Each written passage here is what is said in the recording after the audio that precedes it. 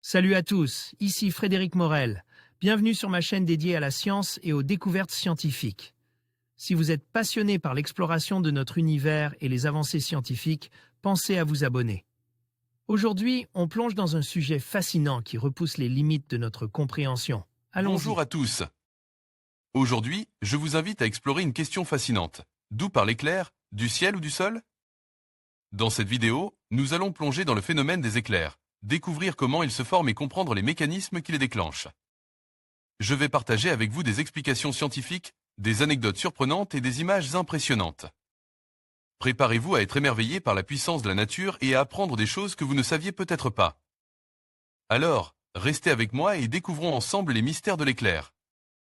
Les orages sont des phénomènes météorologiques fascinants, mais comment l'éclair se forme-t-il? D'où vient-il au juste? Du ciel ou du sol? Découvrez-le sans plus attendre. Un nuage dit orageux, un cumulonimbus, contient des milliards de gouttelettes d'eau et de cristaux de glace.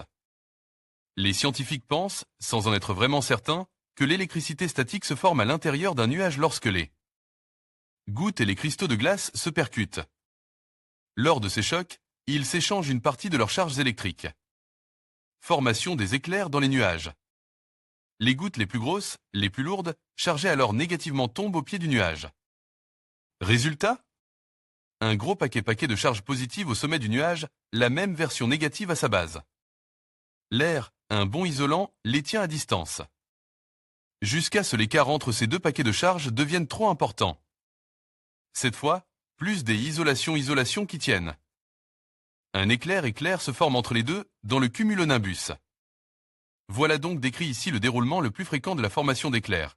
10% de tous les éclairs se produisent à l'intérieur même des nuages. Le cumulonimbus est un nuage orageux.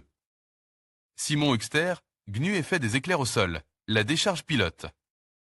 Mais ces gouttes, chargées négativement, qui tombent à terre sous forme de pluie diluvienne caractéristique des orages-orageons. Également un effet au sol. Elles repoussent les charges négatives sur les bâtiments, les arbres et la terre, laissant le niveau du sol charge positivement. À nouveau se crée un potentiel électrique important entre le nuage et la surface terrestre. Si une trop grosse charge s'accumule, la couche isolante de l'air risque à nouveau de céder. Lorsque cela se produit, la charge A. La base du nuage se décharge elle-même en cherchant une issue en direction du sol grâce à des éclairs dits principaux. Lorsque l'éclair principal se rapproche du sol, une importante charge positive, appelée décharge pilote, tire parti du sol qui monte. Jusqu'à ce qu'il rencontre l'éclair principal à environ 10 à 20 cm au-dessus du sol. Ces éclairs créent ensuite un chenal.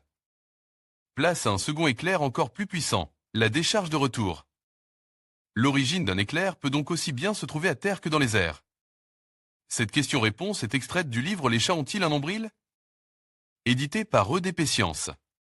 Pour découvrir d'autres questions-réponses amusantes sur ce thème, n'hésitez pas à acheter le livre. En conclusion, nous avons découvert que l'éclair peut effectivement provenir à la fois du ciel et du sol. Les décharges électriques se forment grâce à des différences de charge entre les nuages et la surface terrestre. Ainsi, la nature des éclairs est complexe et fascinante, illustrant la puissance des phénomènes atmosphériques. En comprenant mieux d'où parle l'éclair, nous pouvons apprécier davantage la beauté et la force de la nature.